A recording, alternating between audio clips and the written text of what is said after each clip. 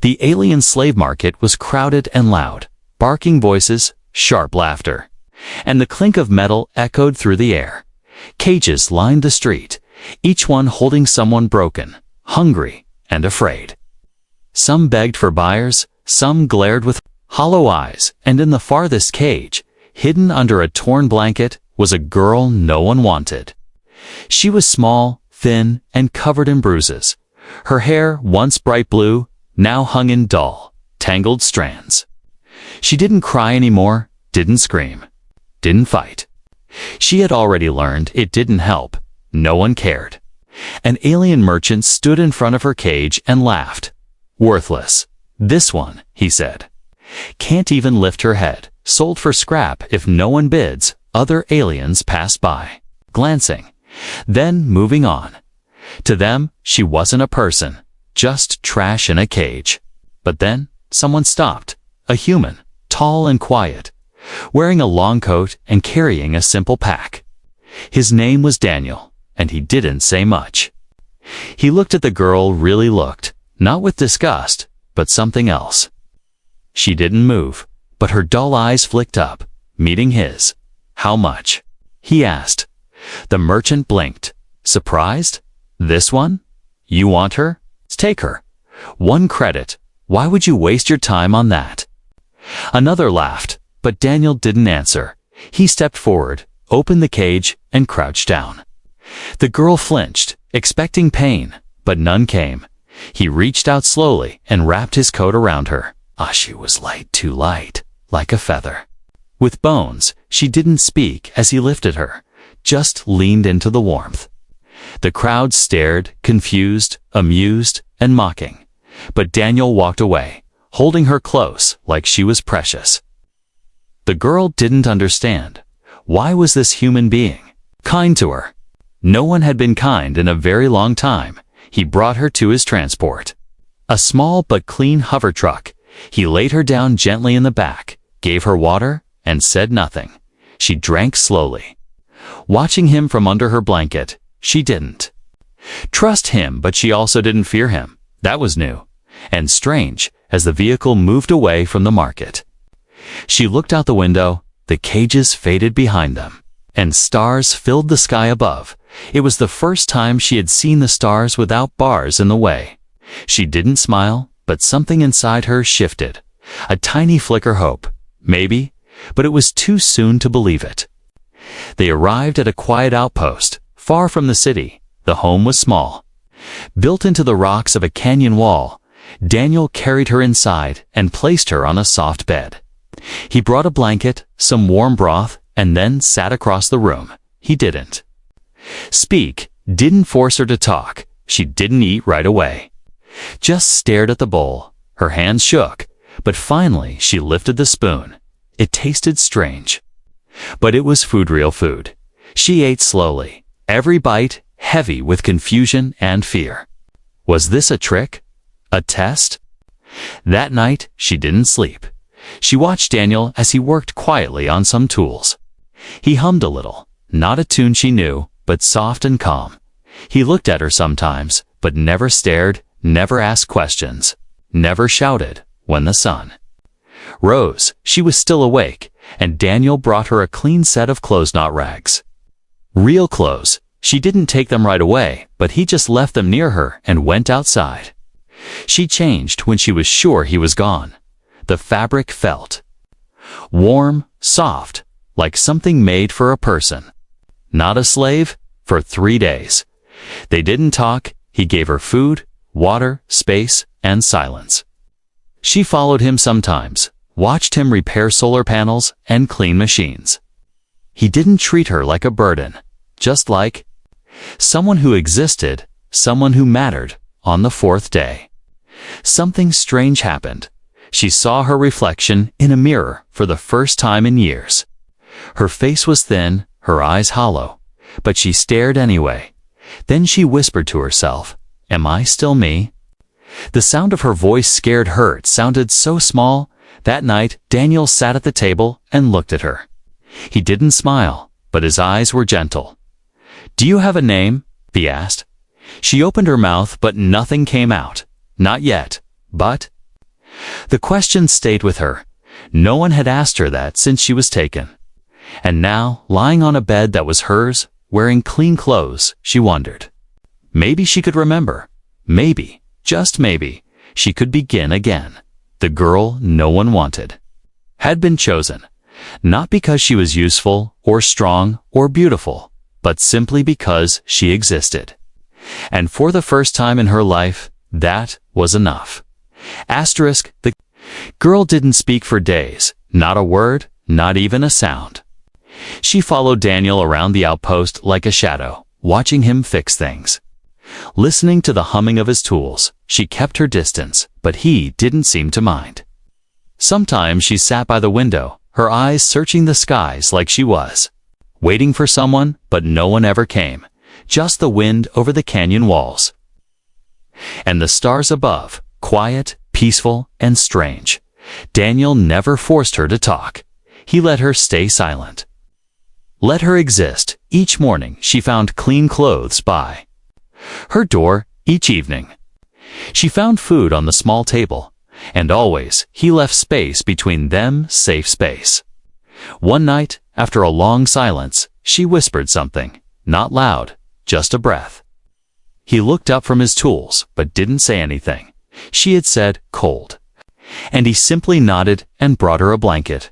No questions, no pressure. That's when she realized something. He listened.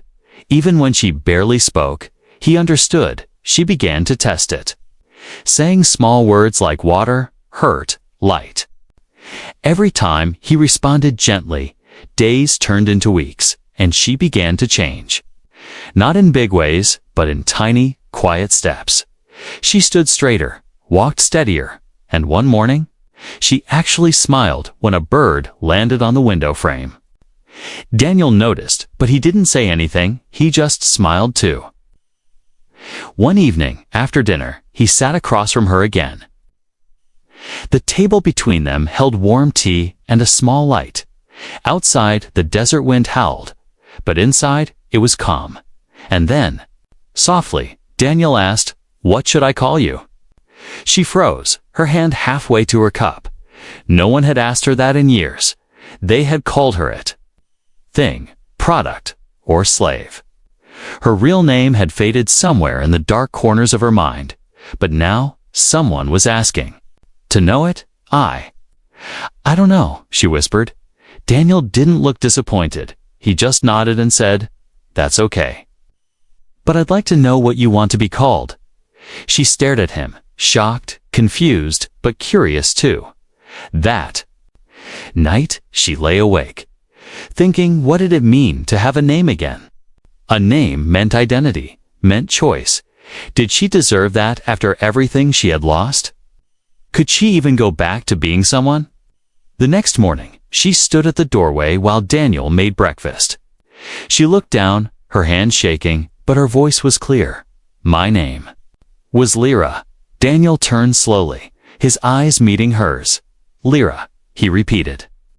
Like the word was sacred, he said it again. Softer. Lyra. And something inside her broke and healed at the same time. She didn't cry, but her eyes filled.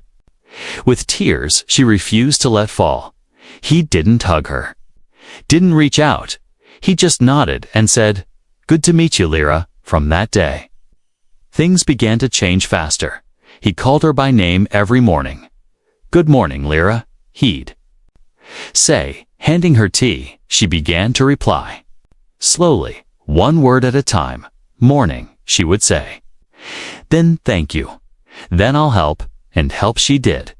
She learned how to clean solar panels, fix air vents, calibrate filters. Daniel showed her everything, never rushing, never scolding. She was quick, eager, and smart. She remembered things the first time, often correcting small mistakes without being asked. One day, Daniel accidentally dropped a toolkit, and it landed on his foot. He hissed in pain, and Lyra rushed to help. She held his arm, helped him sit, and brought cold water without needing to ask. That was the first time he was surprised by her. You remembered that? He asked. She nodded. "I watch." He laughed. a real laugh, and said, "You're sharp." She tilted her head, not sure if it was a compliment. So he added, "That means smart, Lyra." Her lips twitched into a tiny smile. That night, as they sat by the fire outside the outpost, Lyra looked up at the stars. "Do you think they'll come back?" she asked quietly. Daniel didn't need to ask who they were. He simply said, "If they do, they'll have to get through me." Lyra didn't say anything, but she sat a little closer to him. Her fingers brushed his for a moment, then pulled away. He didn't move, didn't react, just let her have the moment. Because she was learning what safety felt like, what choice felt like. And for the first time in her life, her name mattered. Not because it was written on a collar or shouted in anger, but because someone had asked. And someone had cared enough to say it like it meant something. "Lyra," she whispered to herself. Later, alone in bed, "Yes," she said, this time louder. "That's me." Lyra woke early now, even before the sun rose. She liked the quiet before the heat. When the sky was still purple, she would sit near the window with a warm drink and listen to the wind. Sometimes she saw Daniel outside, fixing wires or checking the perimeter. And sometimes she just watched him, still unsure how someone like him existed. He had never asked for anything from her.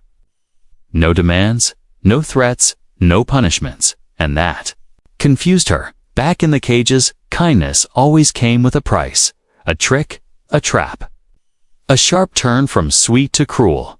But Daniel was different. When she dropped something, he didn't yell. When she forgot a task, he didn't punish. He only reminded her gently.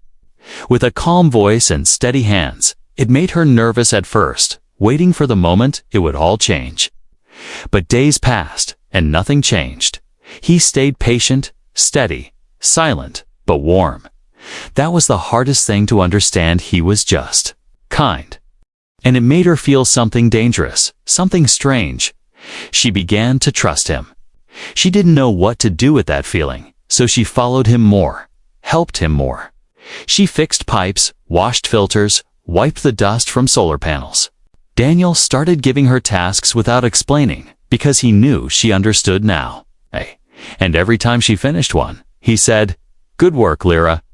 Those 3 words felt like magic. Not because they were loud or powerful, but because they were real. No one had praised her before. It made her stand taller, walk straighter, breathe deeper. One afternoon, while repairing a broken vent, Daniel cut his hand. Blood dripped down his fingers, and he winced. Lyra rushed to him without thinking. She grabbed a cloth, wrapped his hand, and said, "Hold still." Her hands were shaking, but her voice was strong. Daniel looked at her with surprise, not because she helped, but because she didn't hesitate. "You're good at this," he said. Watching her tie the cloth, she didn't reply, just nodded, but inside, her chest felt full in a way it had never felt before. That evening, she cooked dinner by herself. Daniel tried to help, but she pushed him out of the kitchen. She made something simple: vegetables and spiced grain cakes. He smiled when he tasted it and said, "Better than mine." Lyra actually laughed, soft and unsure, but real. The laugh startled them both. She covered her mouth quickly, but Daniel just smiled. "That's the first time I've heard that sound from you." She looked down, embarrassed, but also proud. "I didn't know I could laugh," she whispered. After dinner, they sat outside again, watching the stars. Lyra pointed to a bright one and asked, "What's that called?" Daniel leaned back and answered, "That's Tala Prime, a planet with green skies. Have you been there?" She asked. "No," he said. "But maybe one day." She was quiet for a moment, then said, "I'd like to see green skies." He looked at her and nodded. "We'll go," he said. Someday. She didn't know if he meant it, but it was the first time anyone had included her in a future. It felt like sunlight in her chest. The next day, a wild sand beast came too close to the outpost. Lyra saw it first through the window: 6 legs, sharp claws, hungry eyes. She didn't scream, didn't freeze. Instead, she grabbed the signal horn and ran outside. Daniel heard the blast and came running, weapon ready. The beast charged. But Lyra stood her ground. She grabbed a plasma torch and flashed it in its face. The bright light and heat scared it, made it turn and run. Daniel arrived just in time to see her standing there, breathing hard. He stared at her like she was someone new. "Are you okay?" he asked, stepping closer. She nodded, though her hands were still shaking. He didn't say anything for a long time, then said, "You didn't run." Lyra looked at him and said, "I wasn't alone that night." She couldn't sleep. She lay awake, thinking about everything: his kindness, his safety, his trust. She whispered to herself, why? Why had he helped her, saved her, fed her, protected her? She didn't understand, so the next morning she asked him.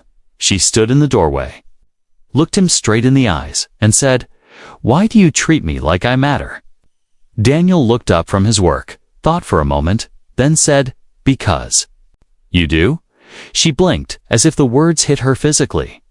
"No one ever said that to me," she whispered. Then they were wrong. Daniel replied without hesitation, and with that, something inside her cracked open, something fragile and beautiful. She didn't cry, not yet. But her walls were beginning to fall. Slowly, she was learning what kindness was. And she was starting to believe that maybe, just maybe, she was worth it. The days felt longer now. Lyra smiled more, talked more, moved with purpose. She had learned how to weld, how to scan weather patterns, how to defend the outpost. Daniel had even taught her how to use a blaster, though only on practice targets. She didn't like weapons, but she understood the need. The sky over the canyon was clear that morning. Lyra was fixing a water pump while Daniel checked a solar relay. The sun was strong, the wind light, and everything felt normal. Until the warning sensor beeped. It was quiet, but sharp: an incoming ship. Daniel stood quickly, scanning the signal. His face changed. Just a little, enough for Lyra to notice. "What is it?" she asked, dropping her tools. He hesitated, then said, "Unregistered ship, old model, no beacon." Lyra's hands began to shake. She knew she didn't need to see the ship to know who it was. The past she had buried was flying straight toward her. "They found me," she whispered. Backing away, Daniel caught her arm gently. "We don't run," he said. She looked up at him, fear in her eyes. "You don't know what they're like." "I don't care," he replied, calm and steady. "You're not theirs anymore." But Lyra wasn't sure the universe agreed with that. The ship landed hard near the canyon rim. Dust exploded in the air, metal groaned. From the hatch stepped to alien stall, armored, with cruel smiles. They weren't strangers to her. One of them had sold her. The other had beaten her. Daniel stood at the gate, blaster at his side. Lyra hid just behind the wall, her breath fast and shallow. "Step aside, human," the taller alien growled. "That girl belongs to us." "She doesn't belong to anyone," Daniel said firmly. "She was marked as waste." The other alien sneered. "She's property. She has a name," Daniel replied, voice sharp, "and she's not going anywhere with you." They laughed, cruel and loud. "You want to fight over a piece of trash?" the taller one asked. "She's nothing." Daniel raised his blaster slowly. "Then you won't mind leaving without her." The aliens stiffened. "Don't make this harder on yourself, human." Behind the wall, Lyra's hands tightened into fists. The voices, the words, the fear, they dragged her back to the cage. The beatings, the hunger, the helplessness. She couldn't breathe. But then she remembered something. I wasn't alone. She had told Daniel once, and it was still true. She wasn't that scared little girl anymore. She was Lyra. She stepped out from behind the wall. The aliens turned, surprised. She walked slowly, her voice shaking but loud. "My name is Lyra," she said, "and I'm not going with you." Daniel glanced at her, both proud and afraid. The taller alien smiled, showing sharp teeth. "Look at you, pretending you matter." Lyra's jaw tightened. "I do matter," she said, louder this time. "And he's not the one you should be afraid of." The aliens raised their weapons. But Daniel was faster. His blaster hummed, glowing. "Last warning," he said.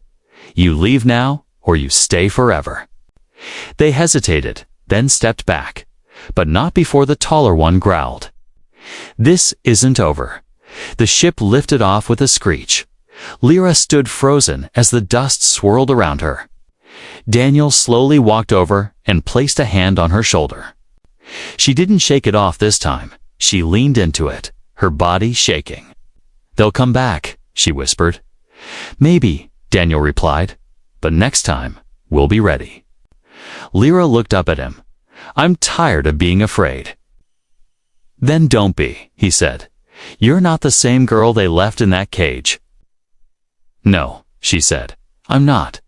She looked at her hands, strong now, steady. "I want to learn more," she added, "more than survival." Daniel nodded. "Then I'll teach you everything I know." And with that, a new fire sparked in Lyra's eyes.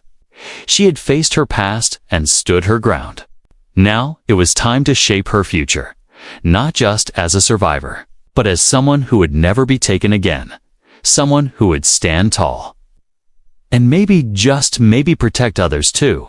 The past had knocked, but this time it hadn't won. Lyra had. And her story was just beginning. Lyra no longer feared her own shadow. She walked the rocky ground of the outpost with purpose now. Her head was high, her steps firm. Every day she trained harder, learned faster, spoke louder. The girl who once hid in silence was becoming someone new. Daniel noticed it too. He gave her more responsibility, more trust. She repaired the west fence on her own, recalibrated the defense grid. She even started programming her own codes into the scanners. "She's a natural," Daniel once said aloud. And Lyra heard him. That made her heart beat faster, not with fear but pride. She had never been called smart, or capable, or important before. But Daniel didn't use empty words. He meant what he said. So Lyra believed it too, slowly, carefully. And her belief made her strong, but the fear never fully left. At night, she still watched the sky. She still waited for the sound of a ship that didn't belong. And one date came.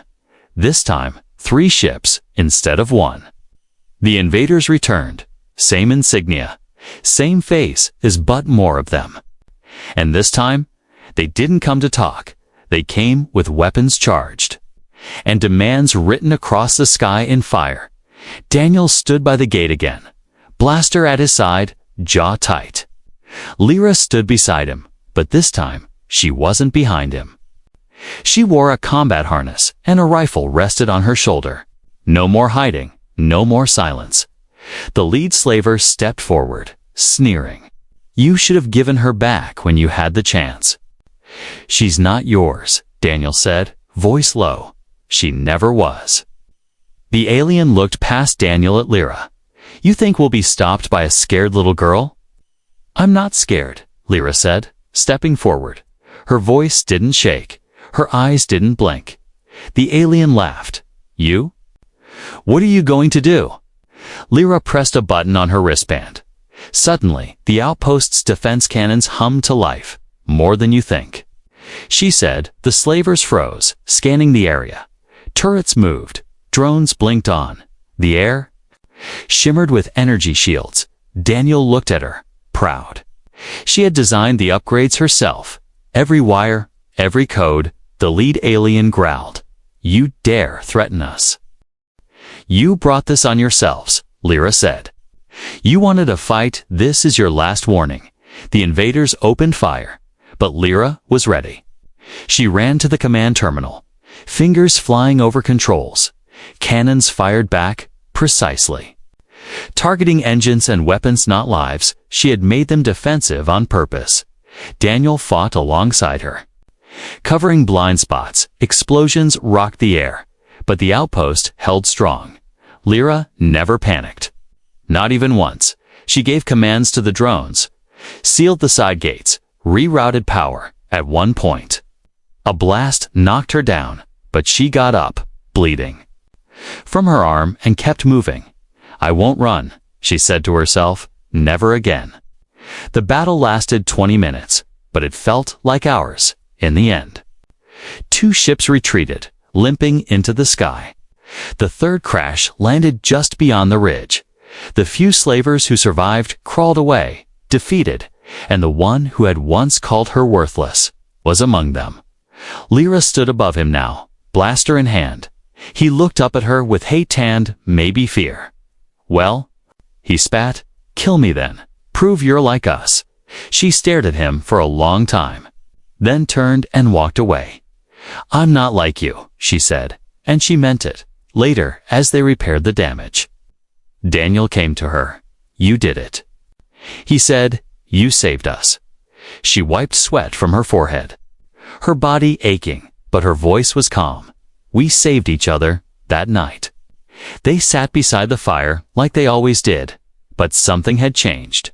She had changed. She was no longer the girl he rescued. She was now someone who could protect, lead, defend. Daniel passed her a mug of tea. "You've come a long way," he said. Lyra looked at the stars, then back at the outpost, her home now. "I had to," she said. "If I didn't, I would have stayed small forever." She took a long breath. "Next time they command, they might tile be ready again." Daniel nodded. "And next time, you won't be standing beside me." She looked at him, confused. "You'll be standing in front," he said, "as a leader." Lyra didn't reply, but her heart swelled with something new, not just pride, but purpose. She had stood her ground, and now she would stand for others too, because the girl who was once called worthless had become someone impossible to break. Asterisk word spread fast. The outpost had fought off 3 slaver ships and won. But it wasn't just the defense system that caught attention, it was her. The girl who had once been sold for nothing was now someone others whispered about. Lyra didn't think much of it at first. She just went back to work, fixing broken circuits and building stronger shields. But then one day, strange knock echoed through the outer gate. Daniel checked the scanner, then looked back at her with raised eyebrows. "Visitors," he said, "not traitors." Lyra walked beside him as they opened the gate. Outside stood a family, an alien couple with a small child clinging to them. Their clothes were torn, their eyes wide and tired. "We heard there's safety here," the mother said. Lyra didn't speak, not right away. Then she stepped aside and opened the gate wider. "You can rest here," she said. That night, they made extra food and prepared spare blankets.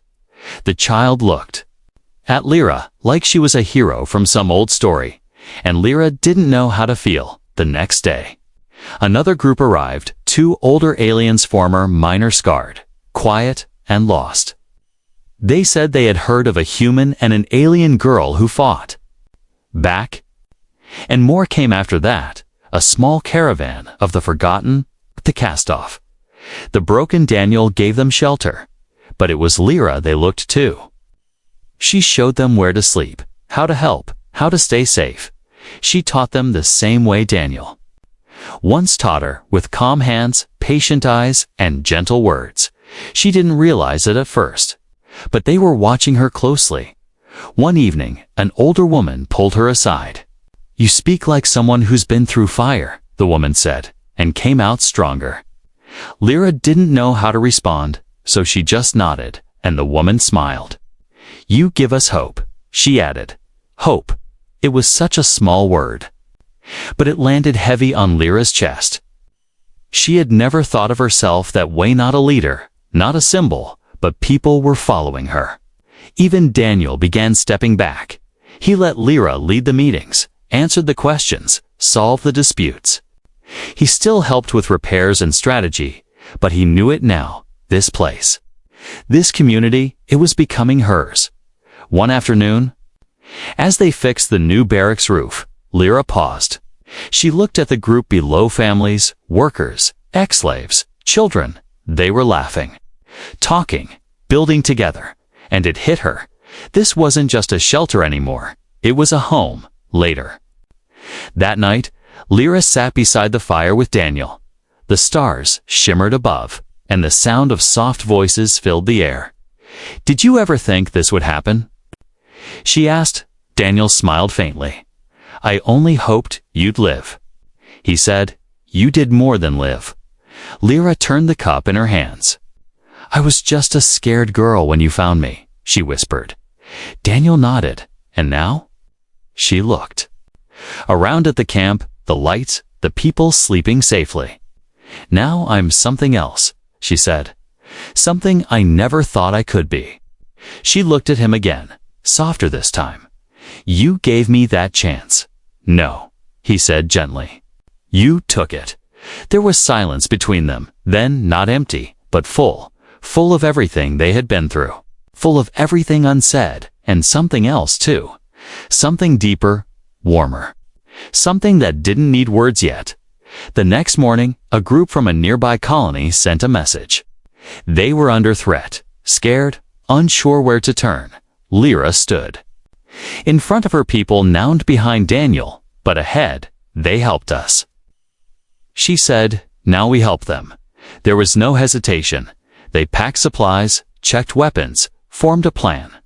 And when Lyra stepped onto the lead rover, no one questioned it. They followed her without doubt. As they traveled, Daniel leaned toward her and said, "Do you realize what you've become?" Lyra shook her head slowly. "I was nothing once," she said. He smiled. "Now you're more than a survivor." She looked out the window. Her reflection stared back, stronger, wiser, scarred but proud. Not a victim, not a shadow, but a protector. A builder, a leader, someone others believed in. She touched the side of the glass and whispered, "I'll make sure none of them end up in a cage like I did, because kindness had saved her. And now, kindness backed by strength would guide her." She wasn't just living anymore, she was leading. The sun rose slowly over the canyon. Its golden light touched the walls of the outpost. The place that had once been just a shelter was now something far greater. It was a village, a home, a stronghold. And at its center stood Lyra. She was no longer a silent girl in a cage. She walked with armor on her back and pride in her chest. Children ran to her when they saw her. Laughing adults greeted her with respect. Not fear or pity. She had become something more than even she had believed possible. They were rebuilding. Now not just the outpost, but themselves. Brick by brick. Word by word, life was returning. Aliens from across the moons came seeking safety, and one by one, Lyra welcomed them all. With a hand on their shoulder and words they never expected to hear. "You're safe now." But safety wasn't enough, not for her. She wanted meaning. So she started teaching how to build, how to defend, how to live with purpose. And above all, she taught what Daniel had once shown her, that kindness was power, and every life mattered, one day. As workers finished carving stone at the entrance of the outpost, they turned to Lyra. "What should we name this place?" they asked. She froze for a moment, caught off guard. They were waiting, expecting something from her, but she had never named anything before, not even herself. She looked at Daniel, who stood beside her quietly. He didn't answer for her, didn't guide her. He simply watched, waiting like the others. Because this was her moment, her voice, she stepped forward, looked at the wall, and said, "Name it Rise." They blinked in surprise. Lyra continued, her voice calm, "Because that's what we all did, didn't we? We rose." They carved the word into the stone, bold and deep, and beneath it, they asked to add her name, founder, One said, "Leader," said another. But Lyra stepped forward again. "No," she said. "Don't write Lyra." The crowd grew quiet. She turned to them, her voice steady. "That name belonged to someone I used to be." There was no shame in her eyes. Only peace. She looked at Daniel again. He smiled, gently, silently. "You want a new name?" someone asked. She nodded slowly. "A name I choose for myself." She had been named by slavers. Called it Thing and Product. Then she remembered the first time Daniel said her name with kindness, and the first time she said it with pride. But now, she was no longer a girl searching for her voice. She had become her voice. After a long moment, she spoke again. "My name is Solara," she said. The people around her murmured the word. Repeating it with awe, Solara. It meant of the sun in an old alien tongue. A name full of warmth, fire, and life. They carved it under the name of the village. Rise, founded by Solara. She stood there. Hand on the stone, feeling the weight of it, not as a burden, but as a promise. A mark that would not fade. That evening, Daniel walked with her to the canyon edge. The wind was soft, and the stars blinked quietly above. "You sure about the new name?" he asked, half teasing. She smiled. "Yes, it feels like who I was always meant to be." Daniel nodded. "You've come far," he said. She looked at him, her expression gentle. "You helped me. You believed in me before I believed." "In myself," he chuckled. "No, I just gave you a place to breathe. You were the one who learned how to fly." They stood in silence for a moment. Then she asked, "Are you staying?" Daniel looked surprised. "Where else would I go?" She smiled, deeper this time. "I'm glad." Her hand brushed his, just briefly, not as a question, but as a quiet truth. He didn't pull away. He didn't have to say anything. She knew now she was never alone again. The girl who had been sold for nothing was now a leader. A builder, a protector, a name others spoke with hope. Not because of power or wealth or fame, but because she had chosen to rise. And help others rise with her. And in a galaxy full of dark corners and cruel voices. That kind of light was something rare, something needed, something unforgettable. Her name was Solara, and her story was only just beginning.